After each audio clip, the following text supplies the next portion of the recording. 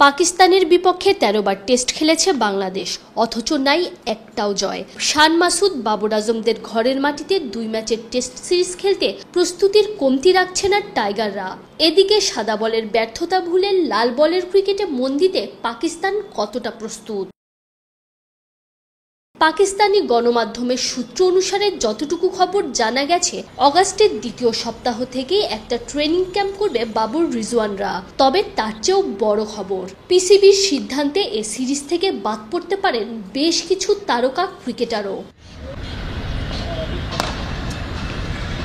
প্রতিবেদন বলছে, ফর্ম আর ফিটনেসের কারণে দল থেকে বাদ পড়তে পারেন মোহাম্মদ ওয়াসিম জুনিয়র, ফাহিম আশরাফ, সাইম আয়ুব আর নোমান আলীর মতো তারকারা।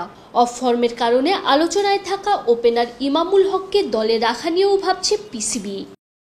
বাংলাদেশের বিপক্ষে ২ ম্যাচের টেস্ট সিরিজে ইনজুরিতে ভোগা আমির জামাল আর হাসান আলীর অন্তর্ভুক্তিও নির্ভর করছে মেডিকেল টেস্টের ফলাফলের উপর। তবে নতুন মুখ হিসেবে স্কোয়াডে দেখা যেতে পারে মোহাম্মদ হুরাইরা আর সাহিবজাদা ফারহানের নাম।